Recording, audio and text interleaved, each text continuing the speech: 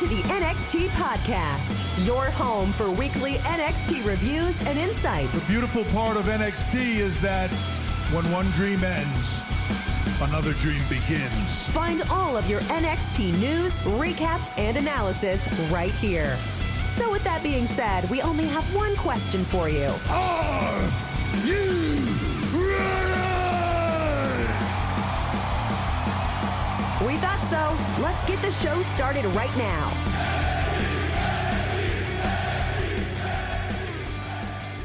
Oh, ladies and gentlemen, welcome back to the NXT Podcast. Once again, I am your host. My name is Zachary Smith. You can always find me on Twitter. I am at ZachNXT. That's ZACHNXT. You can find me over there, always talking about wrestling and other things in general. If you ever want to talk about the show or anything in wrestling in general, you can hit me up over there. Now, we are in store for, I don't know, maybe a good episode of NXT, maybe a bad one. Last week, we changed it up a bit and did a watch-along for this, or last week's episode on Hulu, and it was fun, so I'm going to try it again, and you let me know what you think, whether you like the review format we've been doing before, or if you like this new watch-along format. Now, if you're not in front of a computer or other device that can play it, don't even worry about it. I'm going to describe everything to you. You're going to get my golden voice laid over this entire episode, so you don't need to watch it, but if you want to watch it at the same time, could be pretty fun. Now, here on the NXT Podcast, you know we cover the news and notes going on in the wrestling world. There's not a ton happening in the wrestling world, except that WWE, in its infinite wisdom, decided that the solution to plummeting ratings and a general distaste for the product that they are putting out is to introduce that there is going to be a Thunderdome. Now, I am not super clear as to what the Thunderdome is going to be, and frankly, neither are you, or is anybody, or maybe is WWE, if I think about what I know about WWE. It seems as though it's going to be some sort of virtual fan experience, so it sounds like we're going to have fancy Skype calls with a bunch of fans in the arena so that it doesn't seem like there are just Performance Center athletes in the crowd. That's the best that I can figure. WWE has a tendency to fall back on its production values. Ever since Vince took over the company and was fighting to take over all of the territories to monopolize the wrestling business, the sports entertainment business, they've fallen back on their production. Our show looks better, it sounds better, and we have young stars. Now, we can't fall back on the young stars because although WWE says it's interested in them, it's not. So, we fall back on production values. We look better, we sound better, we are the best in terms of presenting our product. Now, that is true. WWE is absolutely the best at production values, although AEW is giving it a great run for its money and has paved the way in a lot of ways during COVID. WWE is taking some cues from AEW on COVID. Certainly not limited to the testing that WWE recently decided it would be important to go ahead and do. Although Ric Flair still remains on the shows, so that's not what we would consider super great, but they're falling back on the fact that they can put on a visually interesting show. And the best case scenario for this Thunderdome is that it allows fans to see other fans enjoying the show. Now, the downside is that you are going to be relying on technology that isn't always going to go as smoothly as you would like it to. You can mitigate some of that by the fact that the show is taped, but you can't because you've already announced that this is what you're doing. Now, on one hand, this could be very interesting. It could be very fun to watch. It could be the closest that we get for some time to fans being able to have something like an experience that you would have watching a show live with an actual crowd. And maybe that works. Maybe that fills some of the hole that has been in wrestling since COVID started, which is, even with Performance Center athletes in the crowd, it's not a real crowd. You don't get genuine reactions from people. I think the larger point here is that having virtual fans in the arena is not going to fix underlying problems that are going on in WWE, not the least of which is their reluctance to build on new stars, and you would have thought that by now the WWE would have learned its lesson on this since the days of Hulk Hogan. Vince was looking for the next Hulk Hogan. That's why Ultimate Warrior got as far as he did. He found Shawn Michaels and then was trying to find the next Shawn Michaels. He found Stone Cold, and around the time of Stone Cold and The Rock, they stopped looking for that guy. And the deadline, or the absolute line for that, was John Cena. Meaning that the company, in its best times, has been built around one or two main stars. But in the best years that this company has ever had, whether it's the early 80s to mid-80s with the Rock and Wrestling and WrestleMania eras and Hulkamania, to the Attitude Era in the late 90s with Stone Cold and The Rock, to the early days of John Cena and his run with the WWE Championship, you not only had the main star on top, but you had new stars, or at least stars that were coming to prominence newly, coming up. For John Cena, you had Edge, you had Randy Orton, you had Batista, you had Shelton Benjamin, you had other people on the show that could be in that spot. Now, it was probably going to come back around to John Cena at some point, but they had people there. In the Attitude Era, you had Mick Foley and The Undertaker and Kane and Triple H. In the early 80s, you had Randy Savage and Paul Orndorff and Roddy Piper. You had people that were on the rise, if not in age, then at least in prominence. And at this point, WWE is not taking advantage of that. The best that they have for Ricochet, Cedric Alexander, Mustafa Ali, Otis, and Tucker is background roles for terrible stories that they're telling, which leads us directly to the other problem, which is terrible stories. I don't care what kind of Thunderdome you put on, it's not going to make cutting away to Raw Underground or bad segments any better. Now, I sincerely, and I do mean this, hope that the Thunderdome is a rousing success. I hope that it helps plug some of that void that we have all been feeling since this started. I have my reservations about it improving the product overall because I don't think WWE is interested in improving their product at all. I think Vince has tightened his circle of people he trusts, and I think all of those people have been in the wrestling bubble for many, many years. And on one hand, that experience is wonderful. It helps you make more informed decisions and predict trends based on what has happened before. But on the negative side, it gives you an over-reliance on those trends. Well, this worked before, and this is the way we do it, so this is the way that it's going to work. And instead of adopting new ideas and new ideals, they accuse fans of just being internet fans who are not a majority, despite the fact that they have been for some time, call the fans marks, and fall back on the excuse of, well, when you take a wrestling company to the heights that WWE has been in, or when you've been in this business 20 years, then you can talk. And that's why a lot of people flock to the Wrestling Observer, or fans flock to other companies, because there is an inherent arrogance in that way of thinking, and thinking that my way is better because I've been doing this a long time. Now, I say that to mean that Bruce Pritchard and Vince McMahon and whoever else, Triple H, whoever's in that inner circle, could certainly run a wrestling company better than I could. But that doesn't mean when I point out that Raw Underground is not going to be the solution to these problems, that I'm just a mark internet wrestling fan who doesn't know what I'm talking about, because I've never had to make those decisions, and it's easy to have 20/20 vision, despite the fact that a lot of fans have predicted that things aren't going to work, and then lo and behold, they don't.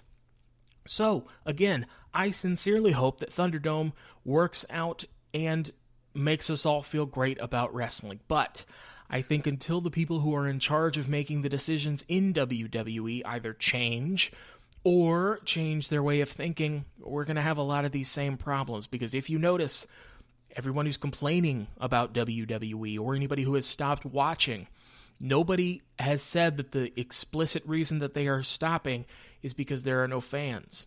That is certainly part of it. It makes wrestling feel less special.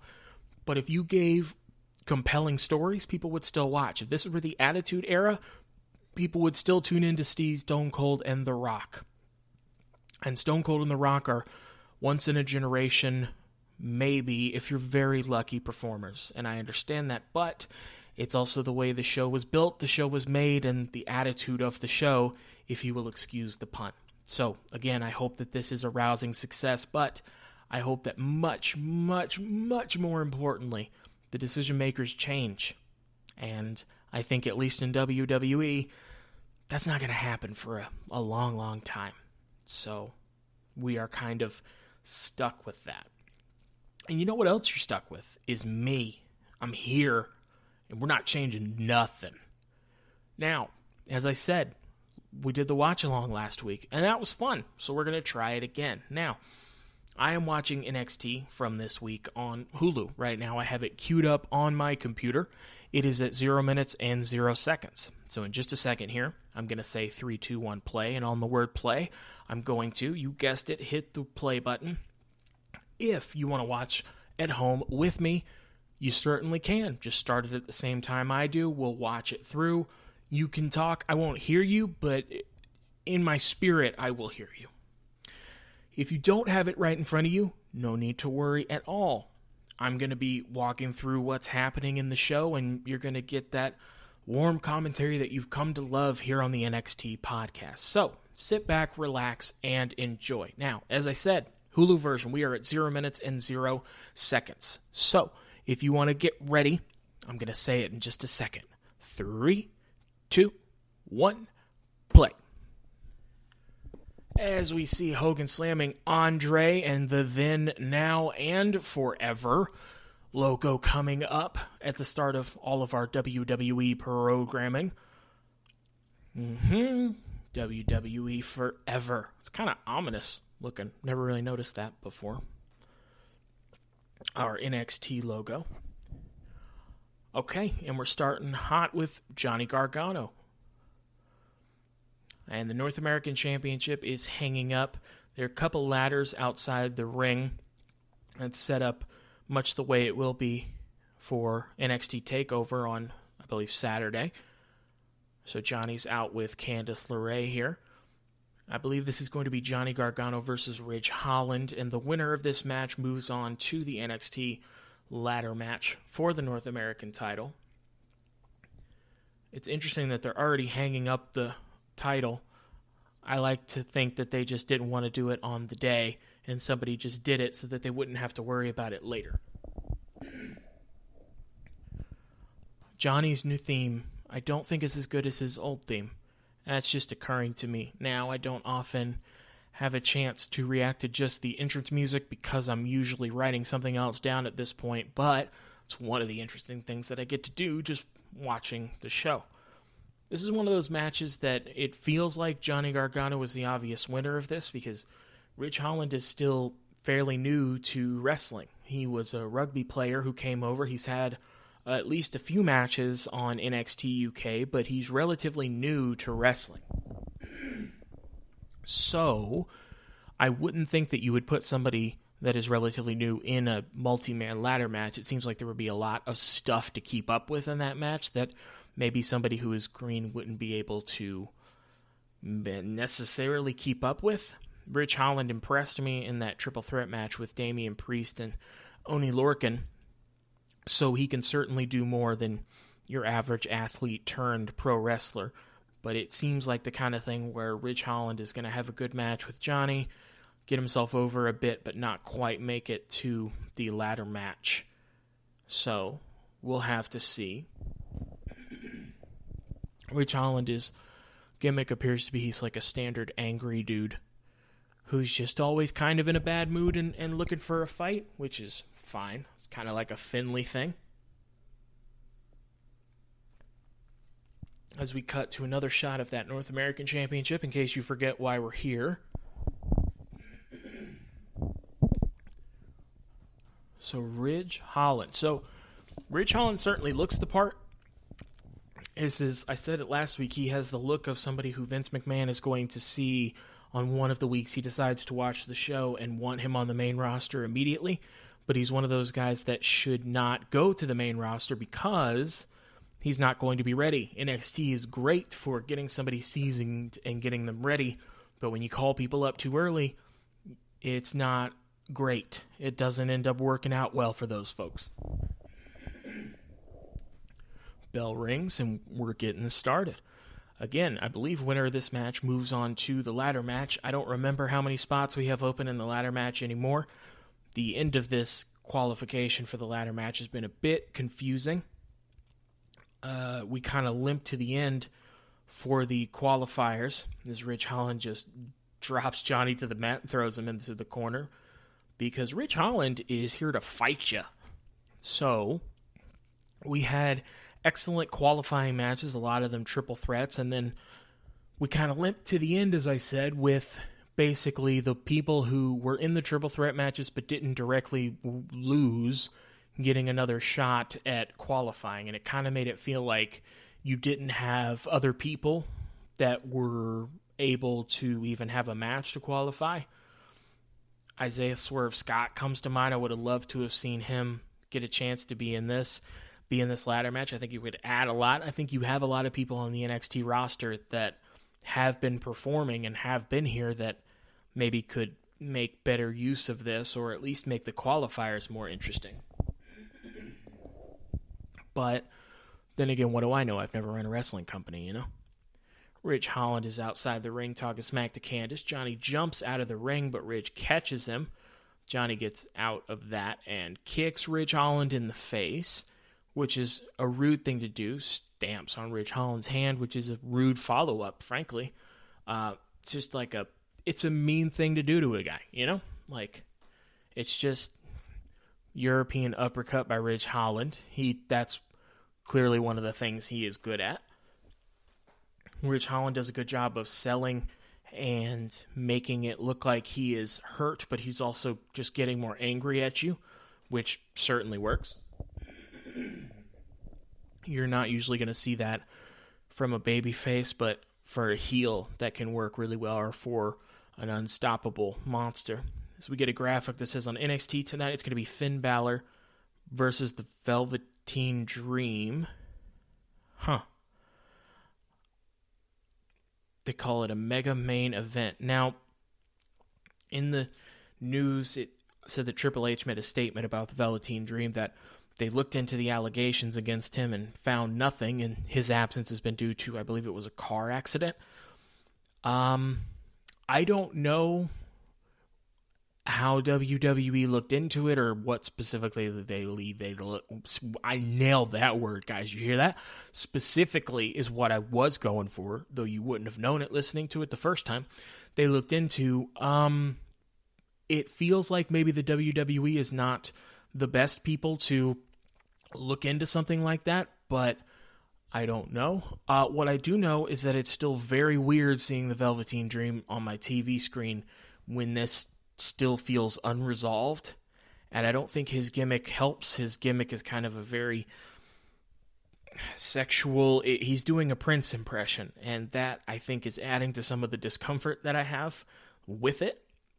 And so seeing him in the main event with Finn Balor, while I imagine it'll be a good match, I think I'm going to have trouble enjoying it as much as I would have, say, a year ago. But, I mean, it's on the show. We're watching along. We're gonna watch it, you and I. So we'll see. As Johnny's trying to get Ridge in, I guess, a knee lock here, and gets it on. And again, Ridge looks like it hurts, but he looks mad. And then flips it over and is kicking Johnny in his face, which again is a rude thing to do to a person. It was a pretty lively performance center crowd, although they're doing that thing where I hear noise, but I don't see it. You see it a lot in WWE when they sweeten the crowd, where you'll hear a crowd reaction, but you don't see the crowd reacting, which makes me think maybe that's what's going on as Johnny suicide dives out of the ring onto Rich Holland. There's a little teeny bit of space in between the two ladders that Ridge was standing near. I feel like that could have gone real wrong. That's one of those things that didn't look dangerous until I saw how close the ladders were, and then realized it's very dangerous. We cut back from break, and everybody's freaking out, and I'm not sure why. Oh no. Oh no. Oh no, no, no, no. That's not good. Johnny was selling and ran at Ridge Holland. Ridge Holland went for a power slam, and it appears as though Ridge Holland didn't get enough rotation on that power slam and appears to have dropped Johnny right on his neck. I'm not a wrestler, so I can't say for sure what happened there, but it looked like Ridge Holland just didn't get enough rotation on it and quite literally dumped Johnny on his head and neck. That's scary. So Johnny's just standing in the corner. I think at this point he's selling. Yeah, okay. So he super kicked Ridge Holland. So he was selling, but I think Johnny might actually be hurt here because I don't see how you get dropped on your head and neck and you're not hurt. God, that looked so bad. Unfortunately, this is one of the risks. Johnny tries to jump over for his apron DDT and Ridge punches him in the face. And that's one of the risks. Oh, front face lock by Ridge Holland, and now he's swinging Johnny, which is an odd spot to do after you drop somebody on their neck. And he's suplexed Johnny all over the place here. That's one of the risks you have as Ridge gets a 2 count of somebody new or relatively new getting in the ring, where I don't know if it's a situation where maybe he hasn't practiced that move a lot, or if it's one of those things where sometimes things just go wrong and maybe their timing wasn't quite right. That's some of what I think happened there. But that looked really bad, and that could have easily ended Johnny's career. I mean, neck problems are nothing to mess with. You can ask Stone Cold or Kurt Angle or Edge or just about any wrestler. That's nothing to play with. And I hope Johnny's okay. He seems fine, but wrestlers have this unwritten code that they finish a match no matter what. I've never necessarily agreed with that sentiment because I want people to be safe and as healthy as possible, but Johnny's definitely going to finish this match as Ridge hits the pounce tackle on Johnny, and Johnny rolls out of the ring. As he is a rugby player, you knew he was going to do a pounce. Boy, this is one of the times when having a performance center crowd helps, because I feel like if this were a real crowd, they would still be a little bit shaken by the fact that Johnny might legitimately be hurt here, whereas a performance center crowd was probably just told to move on and react like it's a normal match, and so they are. As Ridge Holland has taken some time to argue with Candice LeRae, and then tilt-a-whirl basically Johnny and drops him face first on the apron, hardest part of the ring if you didn't know, and rolls Johnny back in. Man, that was... And, okay, so Candice grabs Ridge Holland's leg as he tries to get back in the ring, and Johnny kicks him in the head. Figured that was coming. Looks like we're setting up for that apron jumping DDT, and we were indeed. Johnny hits it. And 1 and 2 and 3, and Johnny wins. So, Johnny Gargano is going to go to that NXT North American title ladder match. So, Johnny is selling the neck, which is, that's what you should do. So it's Johnny and Cameron Grimes and Bronson Reed and Damian Priest, and then either Finn Balor or the Velveteen Dream that are going to make up that ladder match. But Johnny is selling the neck here, which is definitely the right thing to do, but boy, oh boy, it feels like Johnny might have really gotten messed up there.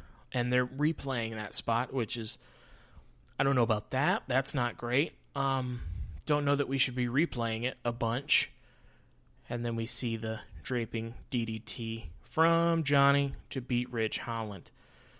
I hope that this doesn't have huge repercussions for Ridge Holland. I think this is a situation where Ridge Holland just doesn't do that move anymore. And I hope that it doesn't do, or rather have an overwhelmingly negative effect on his career, because I think there is a lot of potential for Ridge Holland in NXT and in WWE. But if you are labeled as unsafe, then that can be the end of it. And I just hope that's not the situation. As we get a graphic up that Dakota Kai is in action next. When somebody is just in action, it generally means that that's going to be a squash match with an enhancement talent. That would make sense to get somebody ready for title matches. Dakota Kai will challenge Io Shirai for the NXT Women's title at that TakeOver. That's one of those things where I know Io is going to win, but I like Dakota Kai a lot, and so that should at the very least be a really, really, really good match. So Dakota Kai comes out. She has like a real glittery wrestling outfit on. It's catching the light, and it's very bright. Dakota Kai, again, challenging at TakeOver. She had a great heel turn at War Games against her team, and she turned on them and turned on her best friend Tegan Nox, and that part was great. And then the follow-up feels like when there were real crowds that she wasn't getting that reaction that you would have expected based on how she turned, as Jessi Kamea, I hope I'm saying that right, is coming out. Not sure who that is. Let me see. No, I don't recognize her. That could just be being dumb, but I don't know. She is walking to the ring like an enhancement talent. There's a very specific entrance that enhancement talent have, and Jessi Kamea has it. I don't know. It feels like, I don't know if they didn't capitalize on Dakota Kai or if it was just a situation where fans just weren't buying it. I don't know what happened, but she hasn't felt like a big deal, and maybe it's because she hadn't been really in the title picture at all. As Dakota Kai takes down Jessi and starts punching her right away, and she's still punching her. I don't know. It feels like now Dakota Kai feels like a bigger deal because she is in a prominent position and she's going to be in a title match and have a really good match with Io Shirai, hopefully at TakeOver. Maybe that helps. That Io is doing a great job of elevating the people she's in the ring with and putting people over. And so hopefully she can do that for Dakota Kai, because you can put people over while still winning, just making them look strong and like a credible threat. So that could help. I would think that like maybe a Raquel Gonzalez helps Dakota Kai in that match and kind of adds an element of danger, although she hasn't been on TV in a long time, it seems like. But I don't know. Hopefully Dakota Kai will like be more prominent. As Dakota Kai runs around the ring and Jessi's in the corner and Dakota Kai kicks her a couple times. That's one of the few times that WWE doing too many camera cuts helps, because Dakota Kai didn't come close with at least the second kick. Not faulting her for that. I'd rather you be safe. But that camera cut very much saved them on that. Dakota Kai has a submission locked in on Jessi here. She basically has her in a chokehold where Dakota's using Jessi's arms pulled behind her head to put kind of herself in a sleeper hold, which I haven't seen a lot. I feel like I've seen it before, but not very often. It's a very interesting way to apply a submission hold. And this is the part where the enhancement talent gets a little bit of shine on who you're trying to build up here. Jessi goes for a roll-up and then a spinning heel kick while Dakota was on her hands and knees. Does essentially a Superman punch in the corner. And then does like while Dakota was sitting in the corner, like a baseball slide that I think was supposed to end in a knee. But because of the camera cut and because I think she slowed down more than she thought she would, it didn't quite come across. Jessi Kamea goes for a cover after putting Dakota Kai on her shoulders and then hitting a spine buster, which is a different setup for that. Only gets a 2 count. That's where the ref counts 2 on the mat. As you know, the ref has to count 3 on the mat for you to win.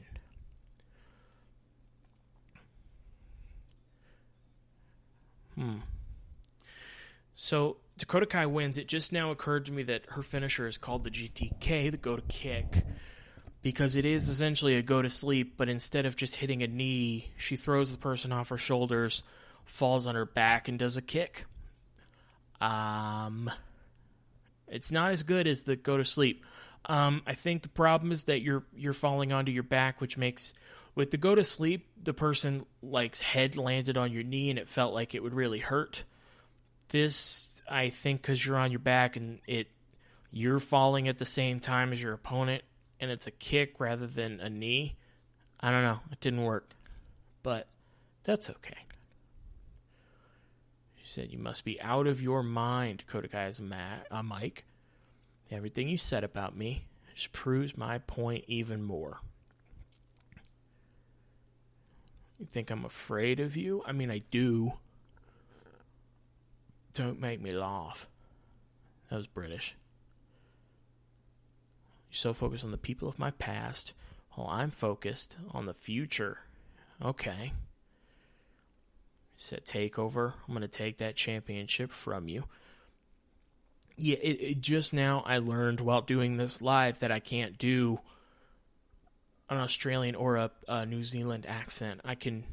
It just turns into this, which that's not right, is it? It's just kind of like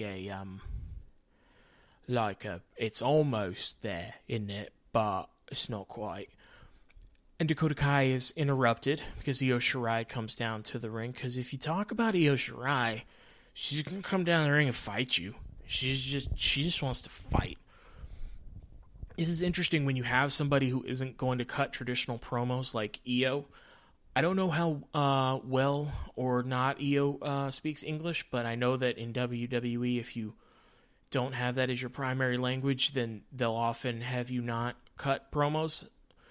But it works with Io Shirai because she's a bad woman. Okay, there we go. And Raquel Gonzalez comes up out of the curtain, hits a big boot on Io, so Raquel Gonzalez is back. That's okay, whatever. With Io, it works because she's like the strong, silent type that just fights you. Like with Asuka, it doesn't work because they decided to make Asuka the Killer really goofy and like dance all of the time. Because I am so sure it's because Vince thinks it's hilarious and he's the only one. So she just like dances and is like a comedy character, and then they try and pick and choose when she's gonna look like a killer, and then it doesn't work. Io has been nothing but a killer as Io starts to attack Dakota, and then Raquel Gonzalez hits a powerbomb where both of Io's legs were on Raquel's right shoulder. That's an interesting way to do a powerbomb. Makes Raquel look very strong. Okay, I'm going to give myself like half credit for calling Raquel Gonzalez because I didn't really call it, but I thought she might show up just because she hadn't been on TV. I don't know why, but before a title match, it would make sense that Dakota Kai would want to have some backup. And it at least gives a little bit more of a threat to Io Shirai in the match that Raquel might get involved at some point. There's somebody else you have to deal with that could be interesting. And again, I don't think Dakota Kai is going to win, so it's not like there's going to be a cheap win there, I don't think, as Dakota's making the championship motion around her waist with Raquel Gonzalez, and Io Shirai is laid out in the ring. I mean, again, this is one of those things where Io Shirai is definitely going to win, but it should be a great match. Oh, Finn Balor said, "Velveteen Dream, our first experience was interrupted," as we get clips of them in their standoff the last time. Finn says he's earned his place in this business. You keep getting chance after chance after chance. And in my book, you failed. I mean, that's a good point. He has been putting a lot of chances, but has failed. So you're not going to get in the way of the Prince being the next North American champion. This is, man, this sucks because this feels weird. And I hope that I'm not the only one that feels like this just feels so weird to see Velveteen Dream back. And, man, it feels like he's going to win, doesn't it? I don't know, but it feels like Dream's going to win. And it would just, boy, it would feel a lot less weird if Finn just were in the ladder match to me. But I mean, WWE or Triple H has said that he looked into the allegations and didn't find anything. So as far as WWE is concerned, that's all that they need to know. But, you know, just as a fan, it doesn't feel great. Tag Team Championship match, number 1 contender, Legado del Fantasma, Breezango, and Oni Lorcan and Danny Burch. Triple threat tag team match. Winners presumably take on Imperium for the tag titles at TakeOver, I'm going to guess. Boy, I hope it's Breezango. They're fun. Breezango's so good. Shock the System comes up because it's time for the Undisputed Era. Okay. And it is Kyle O'Reilly, Roderick Strong, Bobby Fish, and there's Adam Cole. They look all business. As a reminder, they are all business because they have a quarrel with former NFL punter Pat McAfee.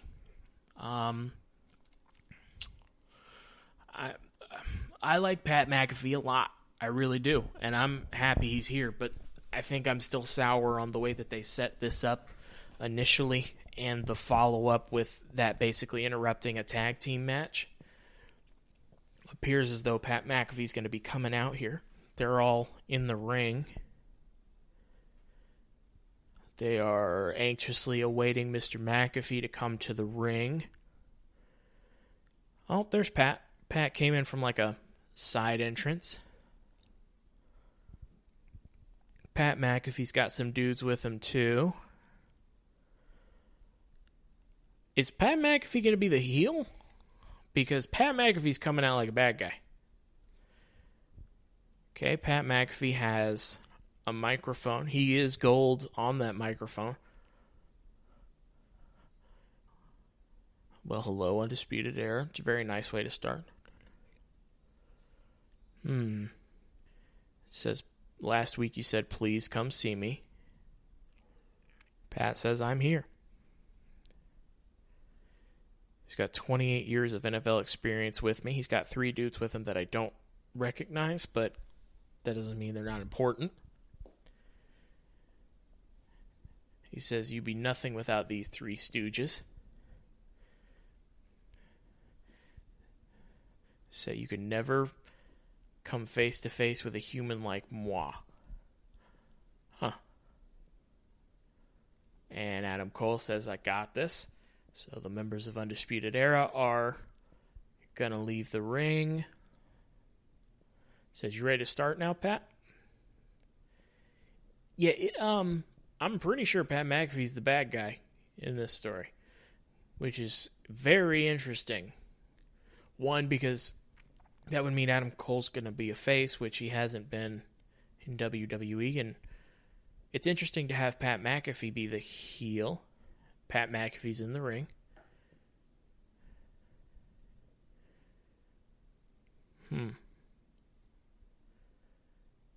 So do you remember what happened 2 weeks ago? He said, you probably don't, but I'll remind you. Shawn Michaels was checking for vitals on your soulless body right over there. Okay, next is stupid Tom Phillips, which is just a mean thing to say. Tom's over there sitting by himself.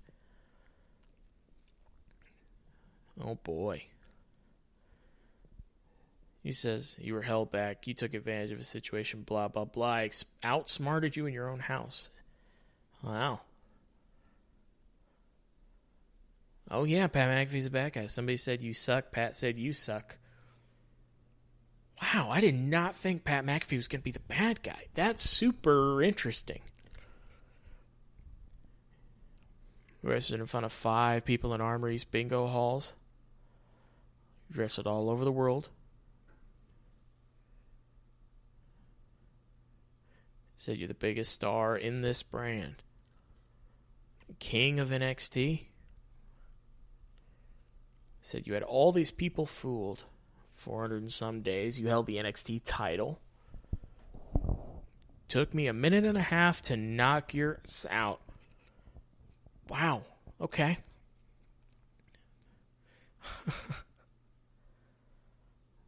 Said you call me not special. I've been in this ring before. It made you look amateur. Oh. Man. Okay.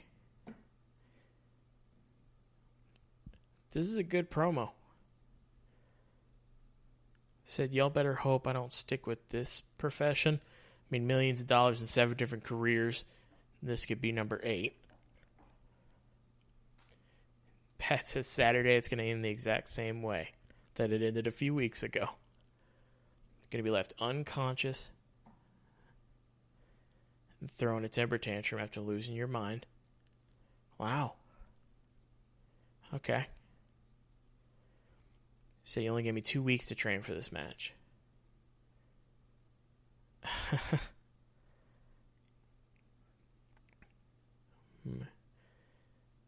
Oh boy.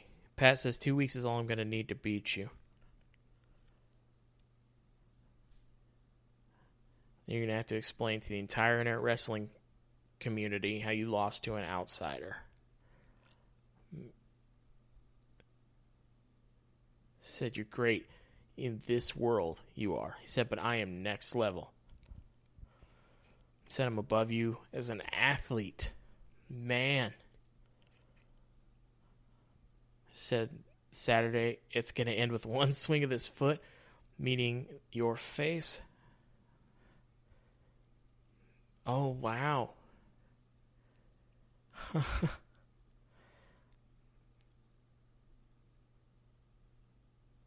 Okay.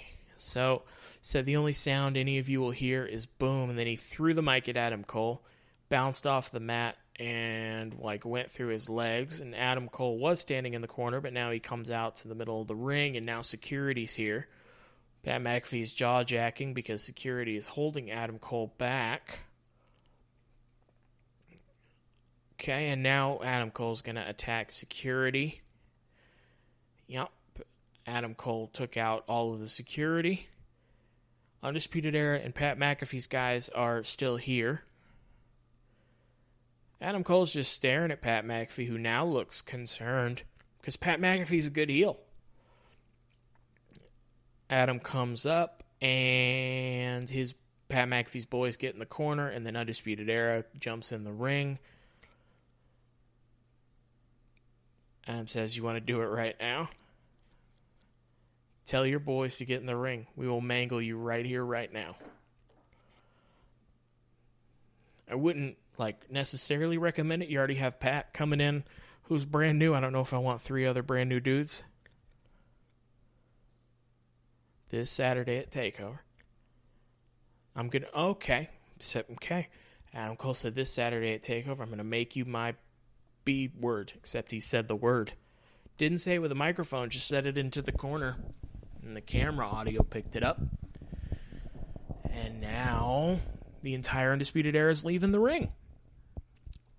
The dudes with Pat McAfee did that thing that non-wrestling people do where they just kind of smile the whole time because they're not really sure what to do. And then, wow, at TakeOver, we're going to have Adam Cole versus Pat McAfee. I mean, again, not crazy about how this started, but Pat McAfee being the heel is super interesting. Apparently, Pat McAfee's a really good heel. So, I don't think Pat McAfee's had a ton of time to prepare for this match just because, he's not a wrestler as of yet. But I certainly trust Adam Cole to have a really good match. Is a preview of the NXT Championship match between Keith Lee and Karrion Kross up next. How much you want to bet it's going to be a bunch of creepy stuff? And I bet you he's going to say TikTok. I bet you so much. Pat McAfee, got his chance to do a promo. And I always figured that Pat McAfee's skills would translate to wrestling because he is a very, very, very good talker. And he just proved that again, actually. That was a really good promo. He got his point across very clearly, came off as very cocky until Adam Cole had him in a disadvantageous position. And made me want to see Pat McAfee get beat up, which is a heel's job. So, good job by him. We're cutting back to the NXT Great American Bash, pretending we're not counter-programming edition. It's Keith Lee with the North American title before he challenged Adam Cole in the winner-take-all match. And now, seeing a few clips of that match, and Keith Lee...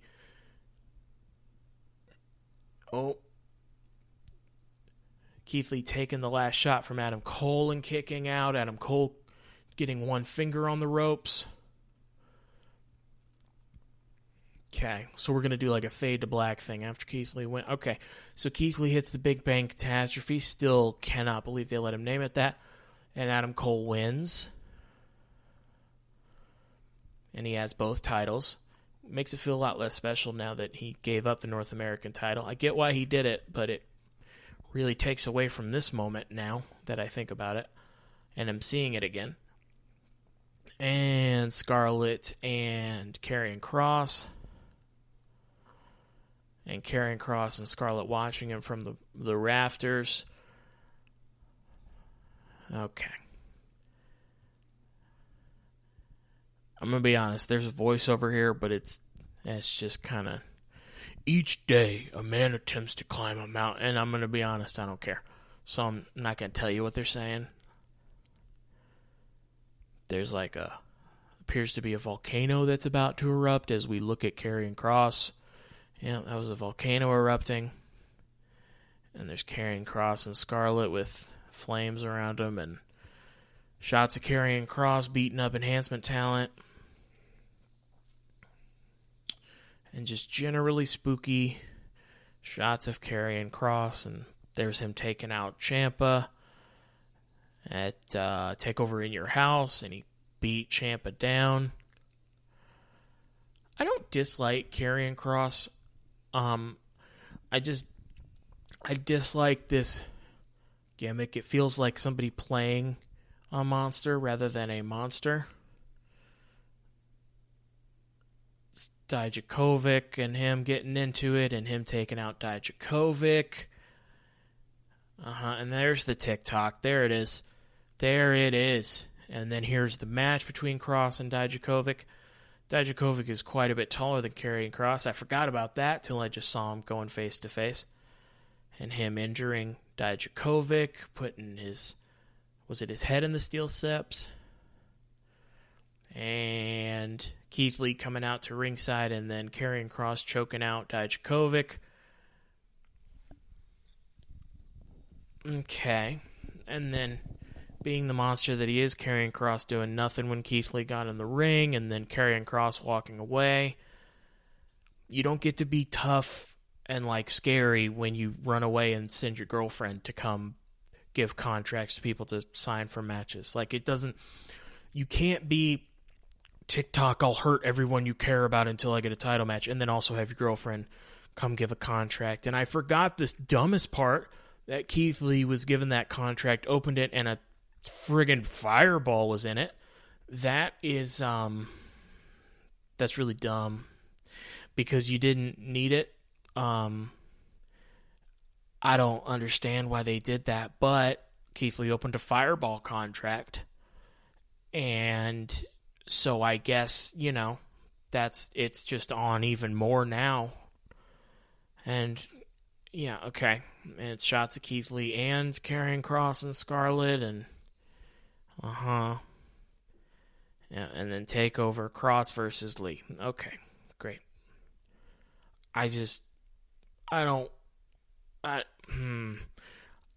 If Keith Lee's going to lose and go to the main roster, I would love to see Keith Lee on the main roster, but boy, oh boy, am I not going to be super excited if Karrion Kross is the NXT champion, because I don't see an end in sight for that title reign, and two, I just don't think feuds would be that interesting, because This one certainly isn't. It's Keith Lee's first feud after winning the NXT title, and to me this just feels like nothing. This is like a monster who's been too scared to get in the ring with Keith Lee, sending his girlfriend over to do his dirty work for him and relying on like cheesy, creepy horror videos to get his point across. And I don't know if this is just me, but it's not landing. So, here we are. And here's Finn Balor. So again, this is Finn Balor versus Velveteen Dream. This is our last qualifying match. And the winner goes on to be added to that North American title ladder match at TakeOver. So, boy, oh boy, this feels like Velveteen Dream's going to win, and it's going to feel weird, and you and I are just going to have to experience it together. Just as good buds. And I don't know. This just feels... I'm also unclear in the storyline how Velveteen Dream was added to this. They specifically said a couple weeks ago that it was people who were in a triple threat match and specifically didn't lose. And Velveteen Dream just came back, so he wasn't in one of those qualifiers. So it's not a second chance. I guess you could argue that he would have been in one of these qualifiers and is getting a chance now, but I don't know. It feels weird that Velveteen Dream comes back and is just inserted back into the title picture. I think, putting aside for a second all the accusations and stuff that makes me feel weird here, Velveteen Dream just as a character has been put in a lot of great opportunistic positions, and generally he doesn't capitalize on them. He's been in NXT title matches, he's been in North American title matches, and he tends to get to the big match and lose. So while I feel like this is going to be Velveteen Dream winning, I feel like there's no chance of him winning the ladder match. And even if all this stuff weren't happening, I think you can only put somebody in a title match so many times and have them lose before you just start seeing them as a loser. And I think that might have been part of the problem with Velveteen Dream before all this started. He didn't feel like a big deal because he was essentially allergic to big matches. Velveteen Dream is making his entrance. The Velveteen Dream gimmick never really did a ton for me. It just kind of seemed like Vince McMahon heard a Prince album and decided it would be a cool character. Velveteen Dream's very talented, and he certainly works his character well, but I don't know, it never really clicked for me. Like in the ring it did, because he's very good in the ring, but other than that, not as much, and now it's just doubly weird. So yeah, this really feels like Velveteen Dream is going to win. And that's weird. Velveteen Dream climbs under the ladder for no particular reason, just because he's quirky. He's got like a soul patch, like chin beard now. So that's his quarantine beard. So generally when people come back, they either come back with a new haircut or new facial hair or a bunch of tattoos. And it seems like Velveteen Dream kind of just came out with a soul patch. Velveteen Dream poses, he does his Macho Man Randy Savage turn with his arms out. It somehow just occurred to me that that's what he's doing. I knew it was familiar, but I didn't know why. And then I remembered that it's Randy Savage. Always good to pay homage to legends, and I can certainly see some Randy Savage in Velveteen Dream, so I like that. To say the least, the elbow drop he does, but a lot of his kind of out of the norm character certainly fits. Velveteen Dream's wearing one of those mesh see-through shirts that isn't quite long enough, so it's kind of a belly shirt, and sunglasses, and for some reason he's wearing both of those as the match has now started. I'm not sure what we're doing specifically there. Finn Balor grabs his sunglasses while he has him in a headlock and throws the glasses out of the ring. I think it just kind of, and takes Velveteen Dream's hat off, throws that out of the ring. Kind of just makes it seem like Velveteen Dream's not taking this super seriously. And that's weird. Like, you're qualifying for the NXT North America title ladder match, and you're facing Finn Balor, who's a really, really good wrestler, and like, as an opponent, you're not taking him seriously. So, I mean, I guess you could do that. He's still wearing the mesh shirt, and that's so weird to me that he's still wearing the shirt. It's weird that a wrestler wearing more clothes feels weird. That's something I have to think about for myself, but it just feels weird because he usually doesn't wrestle in a shirt, and it's a mesh shirt, and I think that's what's really bothering me, is that it's a mesh shirt. I think that's my big problem here.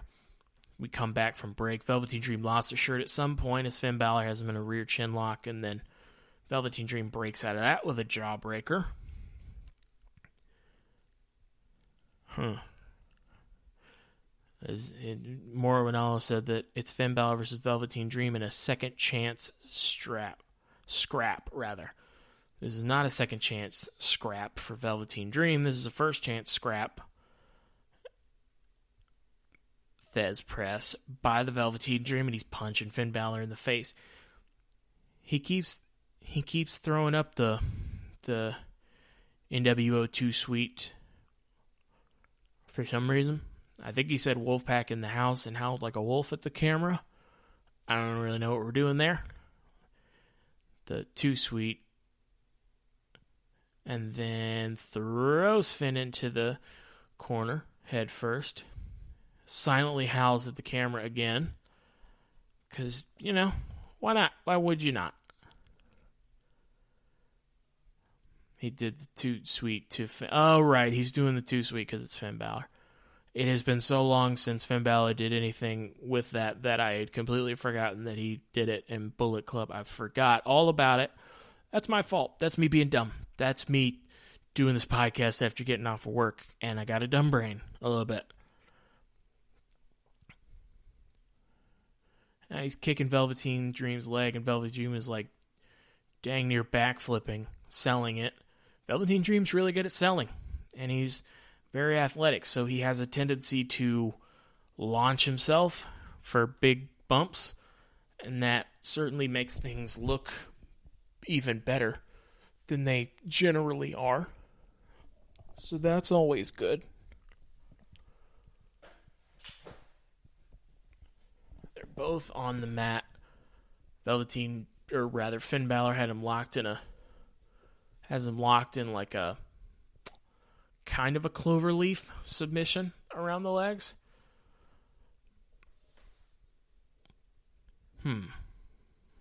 So it really feels like Finn should win this match, but it feels like Velveteen Dream's going to win this match. So, I mean, it should still be a really good ladder match. It's just going to feel odd when it doesn't really need to, I guess. But we'll cross that bridge when we get to it, I suppose. Velveteen Dream finally makes it to the rope and breaks that up. And Finn's just going to be focusing on the leg here today, Velveteen Dream, which when a wrestler just picks a body part and works that over, that generally makes for a pretty good match at the very worst. So I don't know why that is. I don't know if it just kind of makes it more believable or kind of helps you feel the story more, or there's like more visual representation of it. I don't know what specifically it is, but it always kind of makes for a more interesting match. I've never really been sure why that is, but kind of never fails. And Dream almost has an armbar locked in and then just kicks Finn Balor in the face a bunch and then lets that go. Probably should have just done the armbar at that point. He kicked him in the face a bunch. Said a brutal, brutal intensity, says Mauro, by both of these competitors.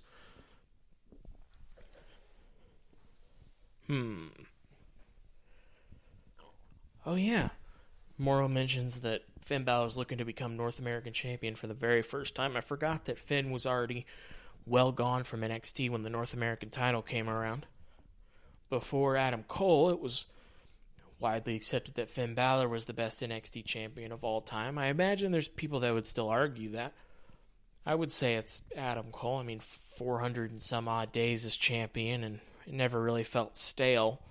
I think that's probably the best NXT or most accomplished NXT champion ever, maybe. I mean, Finn Balor maybe had a more exciting, compact run. And then Finn Balor has the advantage that he went to the main roster and at least at first did really well. Won the Universal title basically out of the gate. Unfortunately got hurt in that match with Seth Rollins in a match where everybody was just booing that the championship belt was red. I remember that. That was fun. They were having a really good match, and fans just booed like hell every time that title belt was on their screen. And that was hilarious because that belt was weird looking, and sometimes you just gotta let people know when they have bad ideas, because friends don't let friends run with bad ideas. And that's the wisdom I want you to take with you here today. Finn Balor's still focusing on that leg, stomping kind of a mud hole in Velveteen Dream in the corner. And big back elbow from Dream, and then jumps to the top rope and drops two fists on Finn's head. Doesn't seem like the best idea to go to the top rope when you're hurt.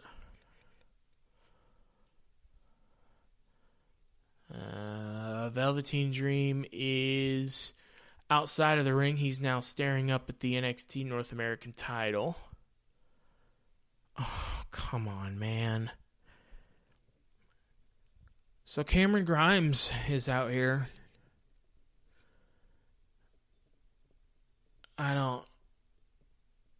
He said, I'm here for that. He's pointing at the North American title. I'm going to guess. Okay, so now we're back from break, and Cameron Grimes is sitting on top of one of the ladders holding the NXT title. I'm going to guess there's a couple reasons for this. One, Cameron Grimes wanted to stake out the competition / doesn't want Finn Balor to win, so he might help a little bit Velveteen Dream win. And then I'm also going to guess that Cameron Grimes is there for either Velveteen Dream or like one of the other people in the ladder match to take him out and hold up the title at the end. I'm going to guess here because Cameron Grimes is usually just a setup guy. Cameron Grimes is in the ladder match at TakeOver, so there is that. He's sitting on top of the ladder, and I would imagine, I've never sat on top of a ladder. I'm a big boy. You don't sit on ladders. I imagine it's very uncomfortable to sit on top of a ladder, especially for the duration of a wrestling match where you have to kind of act cocky, as Velveteen Dream does the Hulk Hogan side bicep pose. Cameron Grimes is just sitting up there mugging and talking crap, and kudos to him. I imagine that's hard to do and make interesting the whole time, and he's doing it. But it seems very uncomfortable to just sit on top of a ladder for minutes on end. I'm not sure why he needs to be out here for this part, but I mean, Cameron Grimes is good at this, so, you know. Finn Balor has Velveteen Dream in the Tree of Woe, where you basically have your opponent's legs tied up in the ropes and then kicks Velveteen Dream a bunch, which is always good, and can't cut to Cameron Grimes. He's laughing and patting the North American title. Big chop by Finn Balor in the corner. Chops are always great because you can hear them, and you running chop, and you can immediately see like the other person's chest getting red, so you know it really connected. So there's a little bit of a wince every time there's a chop, just because you know that has to hurt, right? I've never taken a chop personally, don't plan on it, but that it seems like an uncomfortable position to put yourself in. They are spilling out to the outside of the ring, and seems as though Cameron Grimes is trying to get down off of the ladder, but Finn Balor's now climbing the ladder to chase after somebody who is not involved in the match that he's currently in. Velveteen Dream gets him off the ladder and drops him face first on the apron, hardest part of the ring. So Finn Balor decided it was more important to attack Cameron Grimes, who wasn't really doing anything. That's an odd strategy to take in a match that should hypothetically be important to you. Cameron Grimes is yelling, "This is my title right here." There's no way he wins, right? Like, there's no way you put all these people in this match and then Cameron Grimes walks away with the title. Velveteen Dream, rolls through from the mat with a fireman's carry, and then Finn Balor drops him from there. Appears to be setting up for that drop kick into the corner to set up the coup de grace. And drop kick is done. So Finn Balor hit the drop kick. He's going to be going up into the corner that Cameron Grimes is near. And again, instead of just hitting his finishing move, Finn Balor is staring at Cameron Grimes and talking back and forth with Cameron Grimes, who I will remind you is not involved in this match. And because he did that, Velveteen Dream has time to run up and hit a superplex, because Finn Balor in storyline is not smart. Rather than focusing on the person he has to beat to get in the North American title ladder match, he's decided, forget it, I'm going to just do this. And here's Johnny Gargano, who has come out, pushing over the ladder that Cameron Grimes is on, and Cameron Grimes has to jump at the very end to clear that top rope. That was a good job by him. He gets spilled into the ring. He also took out the referee. So the referee's doing that thing where he's acting like he's dead because he has to be distracted for something. And Cameron Grimes realizes where he is and goes to attack Finn Balor, but Finn double leg presses him and stomps on him. Velveteen Dream hits a famouser on him. Sling blade by Finn Balor, and he wants that drop kick into the corner again. But super kick by Velveteen Dream. Yeah, you should have just hit the coup de grace when you had the dude. Whatever. Johnny Gargano now has the North American title, and here comes Bronson Reed. Johnny runs into the ring to try and get away from him, but Bronson Reed gets in the ring very quick for a big boy. And Johnny's trying to back up and runs back first into Damian Priest and doesn't look, but puts his hand up to feel Damian Priest's face and goes, "Oh, damn. That's funny." He's saying, "We're cool, right?" to both of them.